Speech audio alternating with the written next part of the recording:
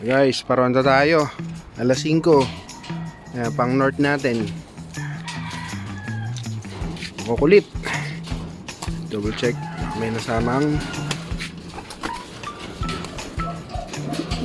Ang hirap pagka magkasama yung south. Binubukod-bukod ko pa sila.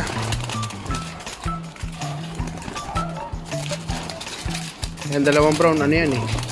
Hindi sumasama sa plaque. Ayan. Nakawala din si Boss Jerry dun. Kanya.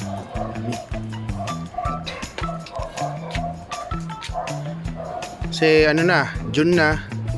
So baka July may training na ng North. Kalat pa. Para mga migratory bird na ano ang paniki. Sabog-sabog. Ayun, sumama doon kay Boss Jerry.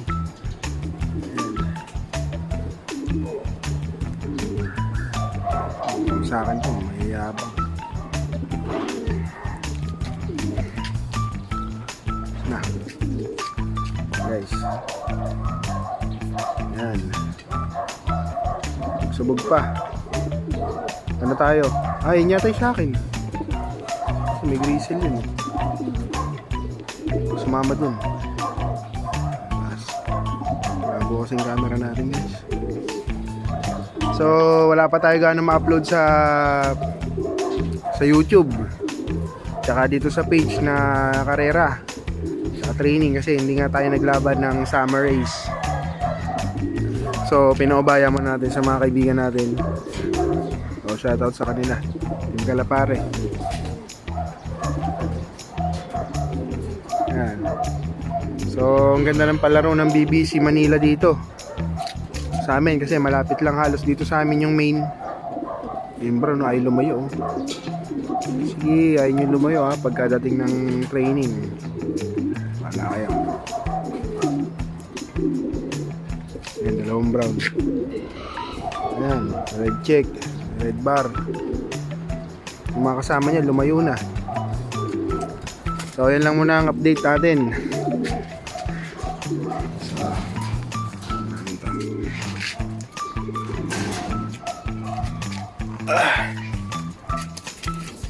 Nakawala si Douglas, guys. Ano? Kasi nung makit yung aso namin na tanggal to, itong malupit na lock ko. Ayan lang kasi. Yan lang kasi padlock. Yan lang pinaka-lock niyan. Nagwala sila. Buto yung Tacloban, hindi nakawala. Kundi doon babalikin sa dati namin bahay. So yung Douglas Uy na gift bird sa atin ni Kuya Robert. Wala. Hindi pa raw nakabalik sa kanya kasi yung tagal tumambay dito. Yan, punta niyan sa, ayan, sa taas niya, yung green bahay niya. So to yung mga south naman. Ayan. Ayan, ako 07. Ayan. Mga pang MM tsaka BBC yan. Ito pa. Tapos 07 naman to sa tatay. Halos magkakamag-anak yung panlaban natin ng South. Halos related sila. Magkakadugo. Naglalaro sila sa Biberman, sa Binstra, Sunriser, Sexy. Yan, doon mga naglalaro sa anak ni Inday. Sa South natin yan. Ang BBC natin dalawang peraso. Yan pa, mukhang okay naman na siguro. Kasi napapakawalan ko na Romoronda. Nagdadapo nga lang sa ibang bubong. Pero bumabalik na dito.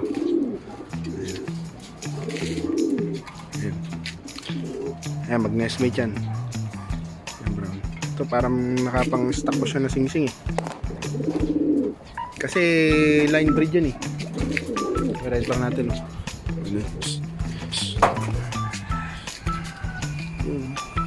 Bigat ng katawan mo ah.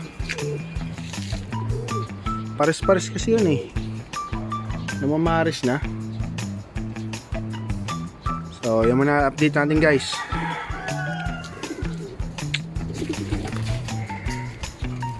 Yan. Ito yung pang north natin oh. Ganda ng kulay niya. Para natin. Lagay natin dun.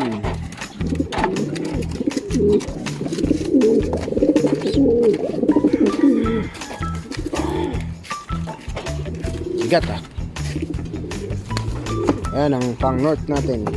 Ito yung sinuksukan ko nung nakaraan na isang piraso. Isa. Habol natin sa north. Mga kasama niya rumoronda na. June yung training. So mga July yung training. 3 months. 3 months to.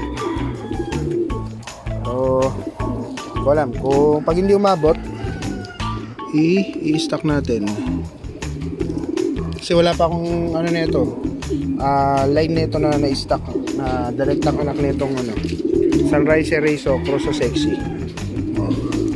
Yung mga ano nabenta eh. Ngayon lang ako nakapagpalabas ng ganito. Tingnan nyo guys sa kabila. Ayan o. Nakita nyo yung puting ano para siyang ano may makeup. Isa take eye sa kabila sa ilalim ng mata. Tsaka sa may damo ay sa puno. North. Kasi namatay yung ano isang YB natin. Ito papabaksin ko rin to. Madami. Ang kulit ng kulay. Dirty blue bar yan. Isa mukhang kak, lalaki ng paa oh. Sunog ang paa. Sunog na blue bar. Yan. So apo ni Sunriser. Apo na rin to nung direktang race na full sister ni Survivor. So maganda lang yung lahi niya, at least meron tayong panghahawakan. So yun naman yung kagandahan din.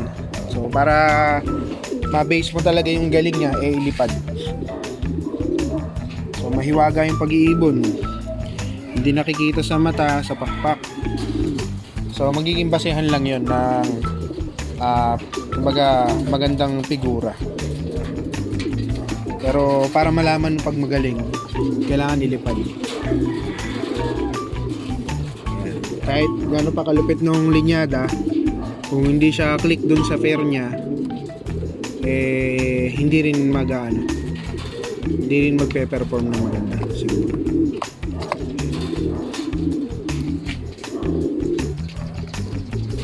Isang inakay natin, anak ni ni tatay ni 07, ang laki. So balik na natin to. Ito naman ang kapatid ni 07. So kapatid niya sa tatay. Ayan.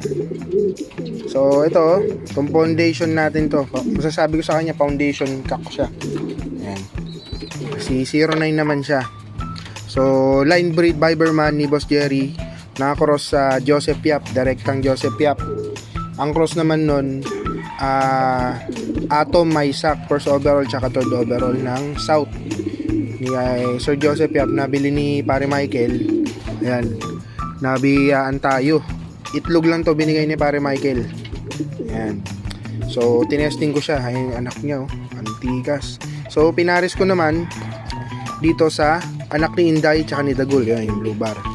So nabenta ko yan kay Kuya Paul. So nakiusap ako kay Kuya Paul kasi nga wala dito si Inday, na kay Pare Michael hiniram. Pinaris kay Sunriser. So nakiusap ako kay Kuya Paul na pwedeng hiramin yung nabenta ko sa kanya na hen. Ayan. Paparis ko lang dito kasi kailangan may malipad ako nito na South.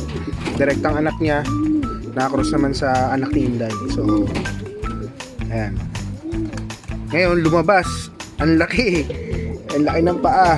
Ayan ang tapak nito. Ang laking ibon, grabe. Solido. Guys. Nalilipad na. Oh, kumatakot dyan. Kala ko nga masikip yung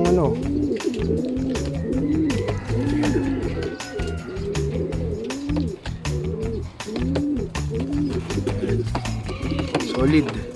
So possible na kak. Ang laki ng paa niya. Ay pagka tumagal to, ayan oh, parang dinosaur din. sa ano to eh, kay Dagul.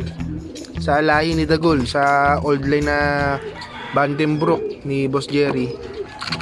Yan. Pero ang kulay nakuha kay Biberman. Yan. Mas mamorma na ito.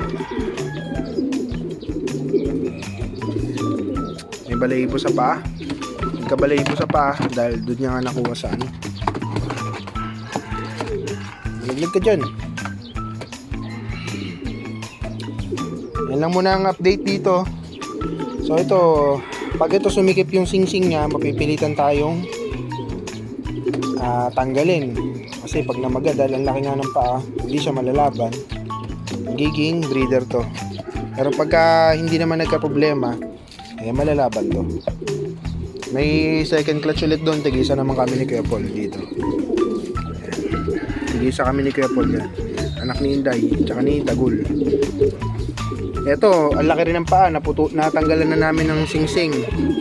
Kasi nga namaga. So malaki yung paa dun sa old line na Vandenbroek. Ayan. Kapal ng liig. So babay ka na. Hey guys, maraming salamat sa panonood.